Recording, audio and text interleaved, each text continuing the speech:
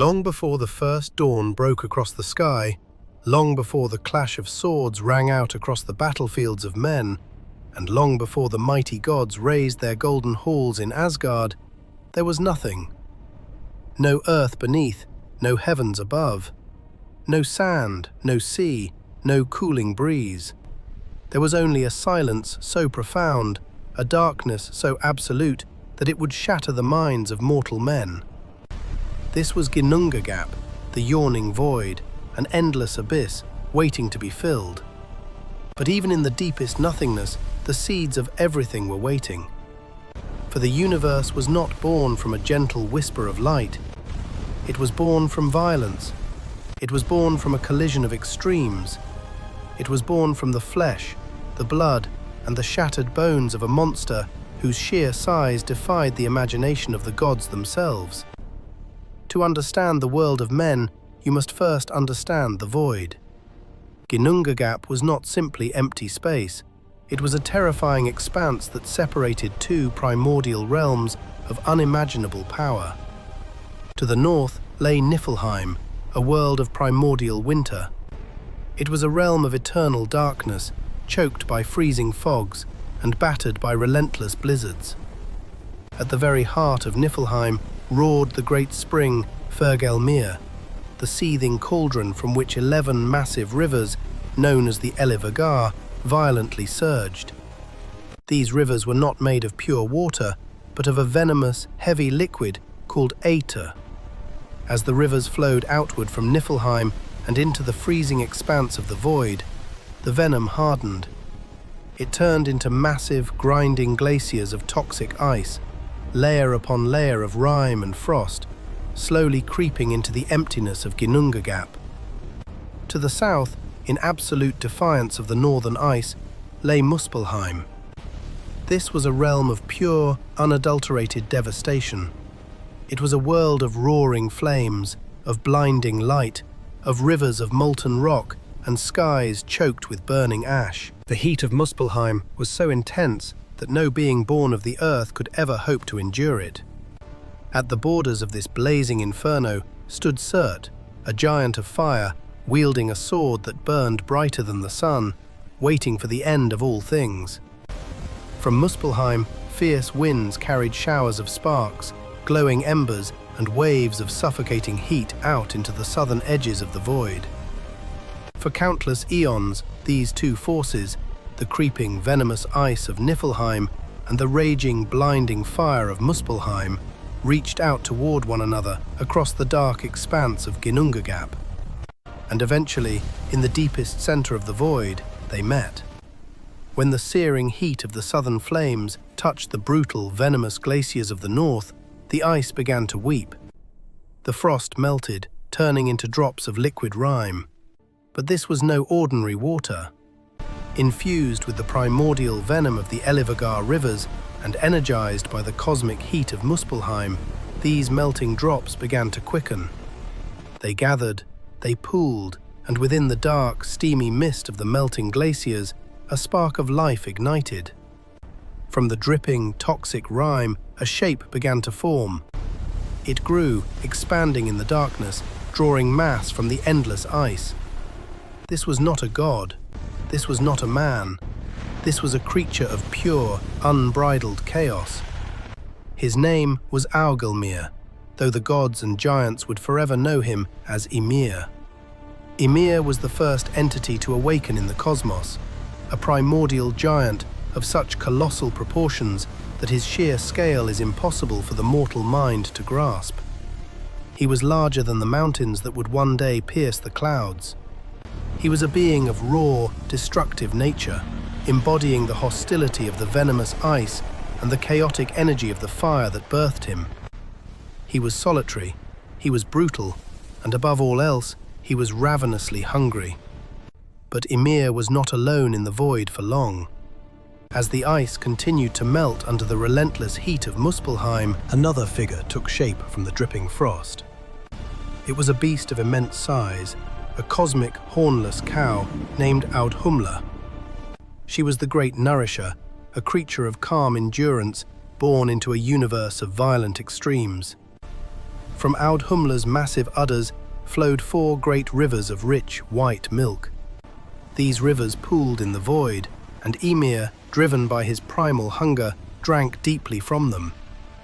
The milk of the cosmic cow sustained the great giant, giving him strength, allowing him to grow even more massive, even more powerful. But how did Audhumla sustain herself in a void, devoid of grass or green life? She turned to the only thing available to her, the ancient, salty blocks of rime ice that surrounded them. Audhumla began to lick the freezing stones. As the great cow licked the salty ice, and as Ymir drank her milk, the cosmos began to populate in the most grotesque and bizarre of ways. Ymir, bloated and heavy from the rivers of milk, fell into a deep, suffocating slumber.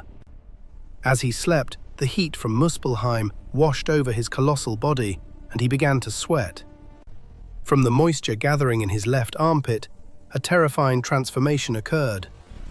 The flesh bubbled and shifted, and from the sweat of the primordial giant, a male and a female being clawed their way out into the darkness.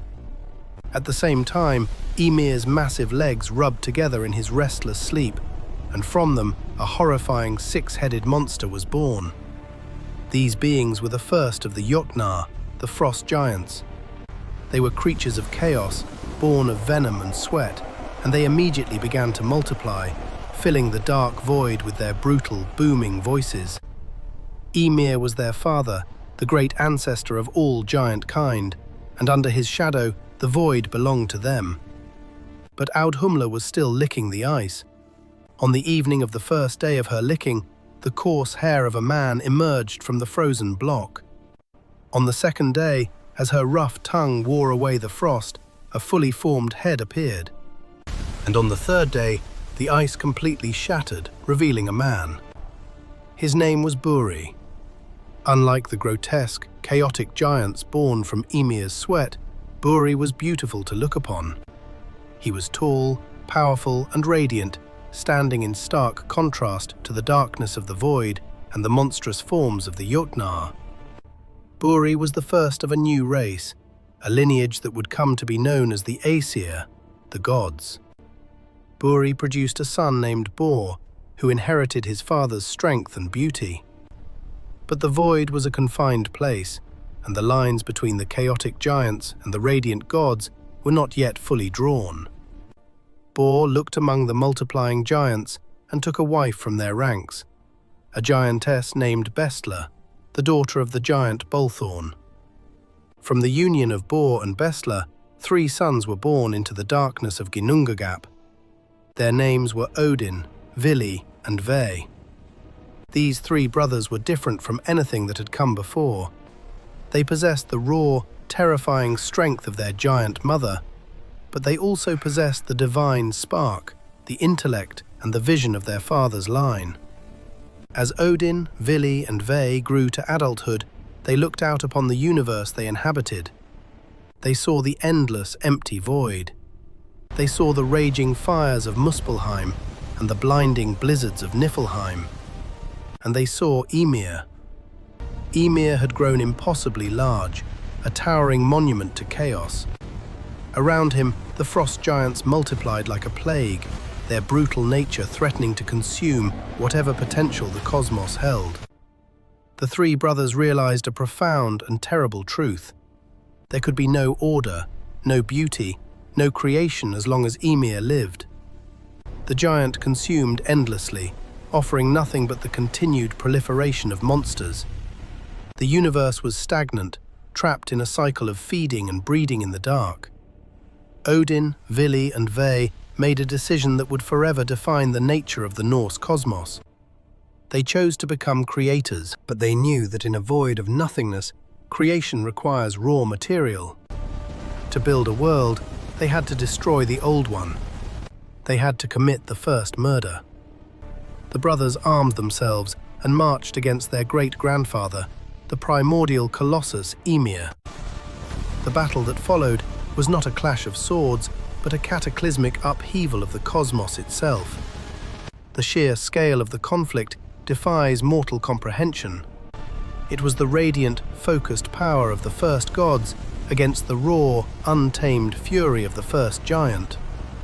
The void echoed with the deafening roars of Ymir as the three brothers struck him, tearing at his colossal limbs, battling the chaotic fury of the creature that had birthed their mother's race. Finally, with a combined strike of unimaginable force, Odin, Vili and Ve delivered the fatal blow. Ymir's massive body shuddered, groaning like a collapsing mountain, and he fell heavily into the depths of Ginnungagap. But the death of Ymir was not a quiet passing. It was a cosmic disaster. As the massive giant's life faded, his flesh tore open, and from his colossal wounds erupted a deluge of blood. This was not a mere pool. It was an ocean of thick, dark, venomous blood that exploded outward with the force of a tidal wave. The flood was so sudden, so massive, and so violent that it swept across the void, crashing into the hordes of frost giants that had populated the darkness. Caught completely by surprise, the giants screamed as the boiling tide of their father's blood overtook them. They thrashed in the dark, but there was no escape.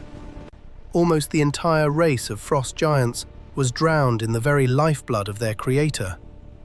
Only one giant, a cunning being named Bergelmir, managed to survive. As the blood flood rose, Bergelmir grabbed his wife and climbed onto a wooden box, a hollowed-out tree trunk, riding out the catastrophic waves. From Bergelmir and his wife, a new race of giants would eventually be born, retreating to the frozen edges of the universe. They would never forget the slaughter of their people, and they would harbor an eternal, burning hatred for Odin and his brothers. The seed of Ragnarok, the final doom of the gods, was planted in the very first act of creation. But Odin, Vili and Ve did not pause to mourn.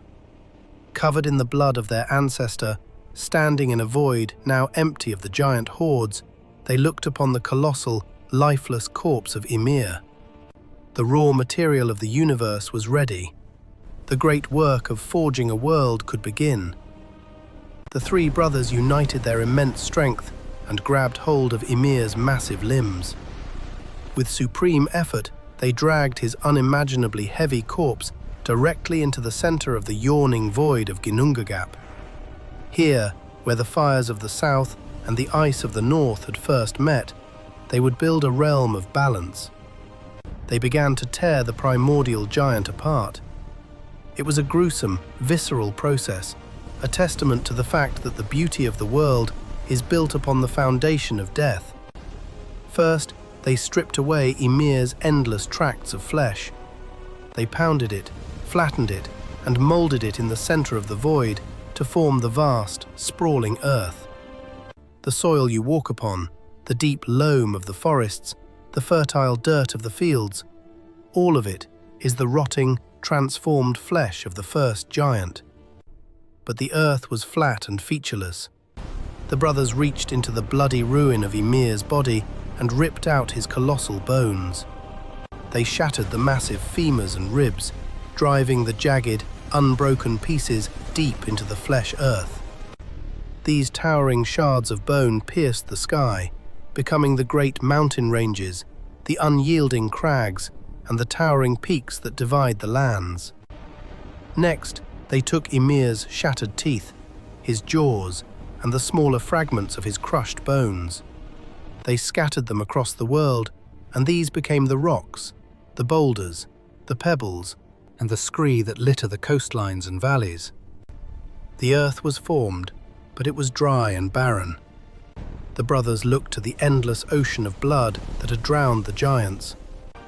They gathered the blood, channeling it, shaping it, and wrapping it around the newly formed earth. This dark, salty liquid became the deep oceans, the churning seas, the vast lakes, and the winding rivers. The gods arranged the great ocean as a massive ring encircling the land, a dark and dangerous border that separated their new world from the unknown outer darkness. Yet the world was still naked. Odin, Vili, and Ve tore the coarse, thick hair from Ymir's ruined hide. They planted these massive strands deep into the flesh soil. As the divine magic of the brothers took hold, the hair transformed. It sprouted leaves and branches, becoming the first trees, the dense, sweeping forests, the tall grasses, and the lush vegetation that would eventually blanket the earth in green. Now, the brothers faced their greatest challenge. The earth was made, but it lay open and exposed to the endless, terrifying emptiness of Ginnungagap above. They needed a roof, a shield to enclose their creation. They returned to the remains of Ymir and severed his colossal head. Together, straining with the might of gods, they lifted the giant's massive, hollowed-out skull high above the earth. They set it in place as a great, overarching dome. This skull became the vault of the sky, the heavens that hang above the world of men. But the skull was unimaginably heavy, and the gods knew it could not simply rest upon the earth without support. As they examined the rotting flesh of Ymir, they noticed something moving within it. Maggots, born from the putrefaction of the giant's meat, were writhing in the soil. The brothers, possessing the power to shape life, looked upon these maggots and granted them a new form. They gave them human-like shape, profound intellect, and a deep, magical connection to the earth and stone. These beings became the dwarves, the master craftsmen of the cosmos, destined to live beneath the soil in the dark, rocky veins of Ymir's bones. The gods chose 4 of the strongest dwarves and named them Nordri, Sudri, Ostri, and Vestri. They sent these 4 to the absolute edges of the earth, to the north, the south, the east, and the west. There, the 4 dwarves were tasked with a burden of cosmic importance. They had to stand for all eternity, holding up the 4 corners of Ymir's massive skull, ensuring the sky would never collapse upon the earth. The sky was in place, but it was empty. To give the heavens texture and mood, the gods scooped up the grey, spongy masses of Ymir's brains. They hurled them violently into the dome of the skull, where they splattered and drifted, becoming the harsh, brooding, and unpredictable clouds that bring the rains and hide the sun. Speaking of the sun, the world the brothers had built was a masterpiece of geography, but it was plunged in absolute, suffocating darkness. The earth was cold, illuminated only by the faint, distant glow of Muspelheim. Odin, Vili, and Ve knew that life could never flourish in the dark. They left their new world and journeyed to the absolute southern edge of the void, nearing the borders of Muspelheim.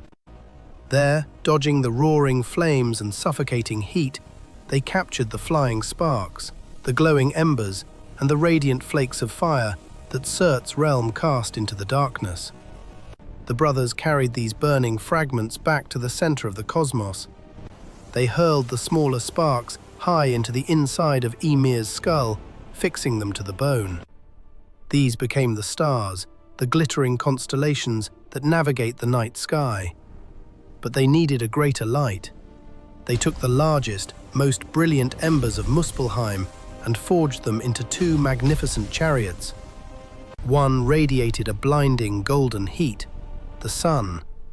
The other cast a pale, silver glow, the moon. They set these chariots on predetermined paths across the underside of the skull. To drive them, they eventually placed a radiant girl Sol to guide the sun chariot, and the boy Mani to guide the moon. To ensure they never stopped moving, the gods placed 2 monstrous wolves, Skoll and Hati, to chase them across the sky forever. With the sun and the moon in motion, light washed over the earth for the first time. Shadows were cast, the ice thawed, and the concept of time, of day and night, of shifting seasons, was born. The world was illuminated, and it was breathtaking. But the gods were wise, and they knew the surviving giants, the descendants of Bergelmir, were multiplying in the dark, freezing outer shores of the Blood Ocean, a place that would become known as Jotunheim. The gods needed to protect the inner, beautiful part of their creation. They returned to Ymir's remains one last time. They took his massive, coarse eyebrows and eyelashes. Carrying them to the borders of the fertile lands they had shaped, they built a towering, impenetrable circular wall. This massive fortification enclosed the center of the world, creating a safe, protected haven shielded from the chaotic forces of the giants outside. Because it was situated in the middle of the cosmos, this protected realm was named Midgard, the middle enclosure. The stage was set. The earth was rich, the rivers flowed, the sun shone warmly, and the great wall stood strong. But Midgard was entirely empty. It was a beautiful, silent sanctuary waiting for a purpose. One day, Odin, Vili, and Ve were walking along the sandy shores of the great blood ocean. The waves gently lapped at their feet. As they walked, they came upon two pieces of driftwood that had washed ashore. One was a sturdy log of ash, the other a graceful log of elm. They were stripped of bark, pale, cold, and entirely lifeless. The three brothers stopped and looked at the wood. They saw not just debris, but potential. They decided to crown their creation not with more gods, nor with giants, but with something entirely new. Odin, the eldest, stepped forward. He knelt beside the logs and breathed into them. With his breath, he gave them the spirit of life, the spark of a soul. The wood began to warm, the color shifting from pale grey to the flush of living flesh. Vili stepped forward next. He placed his hands upon the warming bodies and bestowed upon them the gifts of wit, intelligence, and the ability to move. The figures began to stir, their minds awakening to the world around them, capable of feeling joy, sorrow, and curiosity. Finally, Ve stepped forward. He carved their features, giving them distinct, beautiful shapes. He gave them the gift of speech to communicate, hearing to listen to the wind, and sight to witness the glory of the world the gods had built. He gave them blood to warm their veins and breath to fill their lungs. The two logs were no longer wood. They stood up on the beach, the first of their kind. The gods named the man Ask, born of the ash tree, and the woman Embla, born of the elm. Odin, Vili, and Ve looked upon Ask and Embla with pride. They led the first man and the first woman into the safety of the walled realm of Midgard. "This is your home," the gods decreed. "Live here, multiply, and tend to the earth." From Ask and Embla, every single human being who has ever lived, loved, fought, and died traces their lineage. With humanity safely settled in Midgard, the gods retreated higher up into the cosmos. Above the clouds, above the skull of Ymir, they built their own magnificent realm. They called it Asgard, a fortress of shining gold and towering halls. To connect their divine realm to the world of men, they forged a bridge of burning, shimmering light. The Bifrost, the Rainbow Bridge, guarded eternally against the giants. The creation was complete. Out of a terrifying void, out of the clash of fire and ice, and out of the brutal slaughter of a primordial monster, a universe of breathtaking complexity had been forged. The cosmos was divided into 9 realms, all held together by the sprawling roots and branches of Yggdrasil, the great world tree, which grew to support the weight of creation. But the Norse universe is not a paradise of gentle harmony. It is a world born of blood, built from bones, and surrounded by enemies. Every ray of sunlight is stolen fire. Every mountain is a shattered limb. Every breath taken by humanity inside the walls of Midgard is a defiance of the endless, chaotic void that waits outside. The gods brought order through violence, forging beauty from brutality. And as they sit in the golden halls of Asgard, looking down upon the world of men and out toward the dark, freezing shores of the giants, they know a terrifying truth. The giants remember the blood flood. They remember the murder of Ymir. And one day, at the end of all things, they will cross the ocean. They will shatter the Rainbow Bridge, and they will march to tear down the universe the gods built from their father's flesh.